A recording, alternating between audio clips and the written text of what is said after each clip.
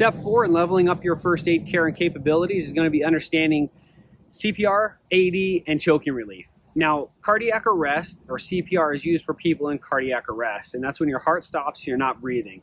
There are about 350,000 people a year that experience cardiac arrest, which comes out to about 1,000 people per day. So your understanding and having some skills and education and training in CPR is imperative, because while it may not happen directly to you or somebody you know, it's possibility, a strong possibility, you're going to see that happen somewhere at some time in your life. And understanding those skills and having that training and that hands-on practice is going to really help possibly create a positive outcome in somebody's life who's experiencing cardiac arrest. So with about 70% of those cardiac arrests happening at home and 20% in the public place, the CDC, American Red Cross, HSI, and some of these other national organizations polled people who were involved directly or indirectly with cardiac arrest and asked those people, why didn't you step in and help? 70% of the people polled stated that they were afraid they're going to cause further harm, afraid because they didn't know what to do, which speaks directly to why I've really pushed into starting my family's first aid, at least the first aid aspect of it. And I talk about it in quite a few of the videos, is that fear.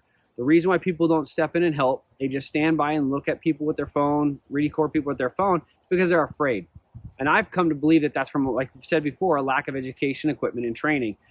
So once again, my family's first aid being that resource to help guide you, direct you, and be that resource in regarding to education, equipment, and training, helping give you that confidence to step in and make that decision, provided it's safe and affect a better outcome in somebody's life. So CPR, like I said, is just it involves the chest compressions and rescue breath, right? We're pushing hard and fast in the center of the chest to help circulate the blood throughout the body. We're giving those rescue breaths, those respirations, to help provide oxygen to that blood, along with the compressions to circulate that blood.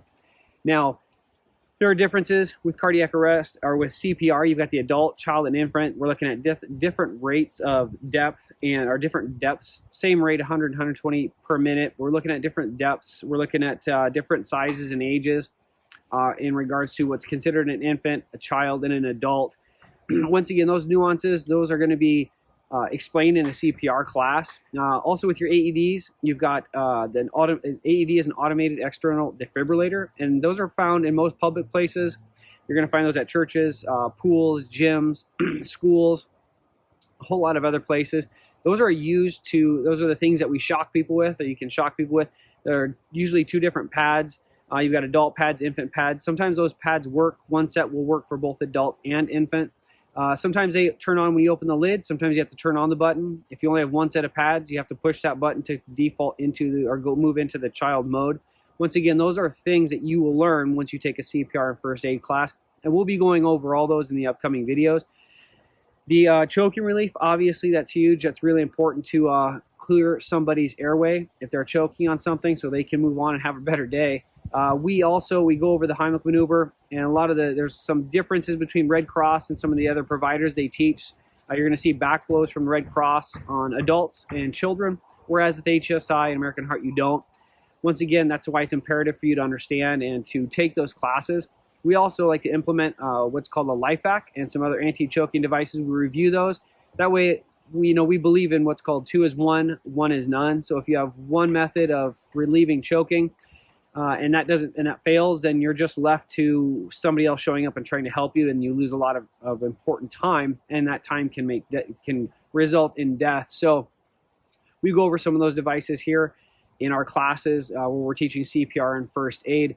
You also have what's called hands-on CPR, hands-on compressions, or hands-on CPR, or sidewalk CPR, and that can be obtained. You can get that from hospitals, ambulance companies, fire departments. I think some police departments may be teaching it, but it's primarily for teenagers and adults, and that's just compressions on the chest. And the reason why it doesn't pertain so much to infants and children is because typically cardiac arrest with children and infants is is something that comes from a respiratory problem. So understanding what sidewalk CPR is, you notice somebody on the ground, you go and check, see if they're alert, if they're responsive. If they're not, you notice that's not normal, so you tell somebody to call 911.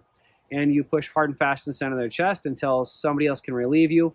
Till 911 gets there, they come back to life, or it's you're too exhausted, you can't continue, or it's unsafe for you to continue. Once again, things you can learn if you just take the time and can help you step in and make a difference in somebody's life.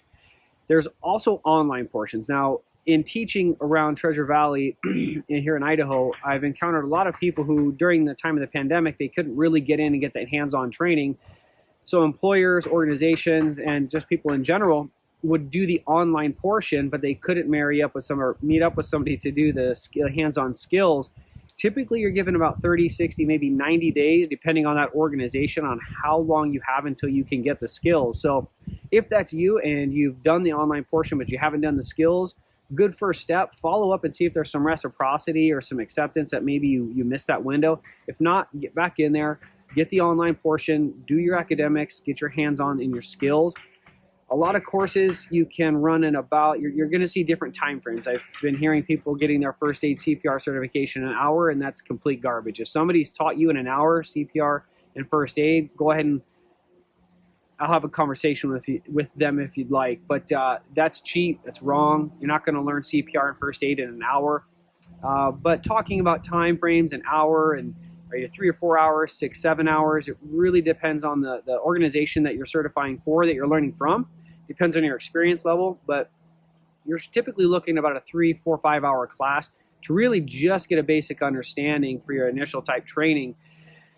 So we're stepping in and doing something that's called blended learning, which came from the pandemics, really got pushed during that time. So we can break that longer class up, and you do a few hours of online training with some knowledge checks, skills checks, and then you set that date and that appointment to go ahead and get that hands-on skills assessment and testing in person to give you that certification. Now, the online portion, I'm finding people who are working that they need an OSHA regulated card. Now, the OSHA regulation differentiates between online only and then online with the hands-on. The reason why OSHA is going to be an importance is an important regulation or caveat to your certification or need for your certification is that it means that you've been certified by somebody who understands and knows the standards for CPR, AED, choking relief, and first aid, if you choose to have a first aid in there.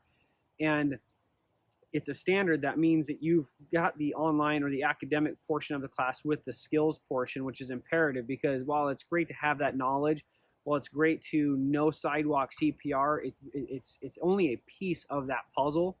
So like I said before, you've got adult, you've got children, you've got infants, and those are different depths when you consider your compressions, understanding the issues that can come up with giving respirations. Is it 2 respirations, 1 respiration, 15 compressions to 2 breaths, 30 compressions? These are questions that come up constantly. So it's imperative that you get the academic portion of it and you get that skills, hands-on skills, marry those up, and that's good training to help keep you grounded when you're out there and you have to actually perform CPR or assist with somebody else who's performing CPR. Regards to the AED, same thing, a lot of nuances and where we place the pads, or they can come up. A lot of questions, hey, if it's raining out, if it's wet out, what if somebody's pregnant? A lot of those questions get answered, and we'll go over those in future videos. But I'm just trying to give you an idea here that step 4 or that box 4 are just the ideas of CPR, AED, and choking relief, so that if you experience or you're part of somebody going through that situation, you can step in and help.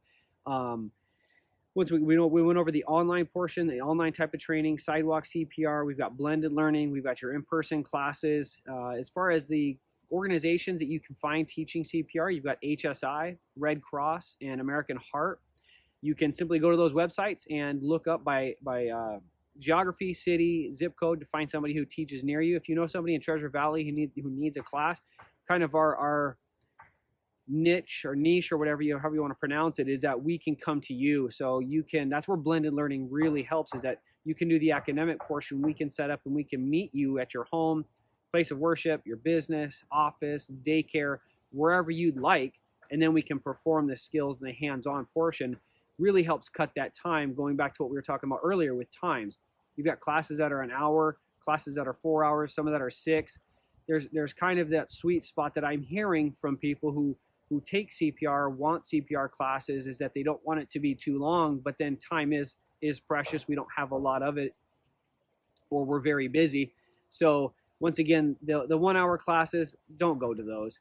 You should be finding somebody who also has experience in what they're teaching. There is some contention between pre-hospital personnel teaching CPR and hospital personnel. I just look at it as we're all on the same team, and hopefully the people that are teaching what you want to learn, they've actually done that before, because it just adds so much more quality to the education you're going to get. So if you guys found this video helpful, hit that thumbs up, hit the subscribe button, turn on the notifications, leave a comment. Let me know if there's anything you're interested in going over, any procedures or techniques or questions you have on gear. And once again, step 4 is just that CPR, AED, and choking relief. Find somebody who can teach you. If you're in the Treasure Valley, look us up. We'll leave a link down below to where you can sign up. We're just doing it through email right now. I hope you guys have a great day. Take care.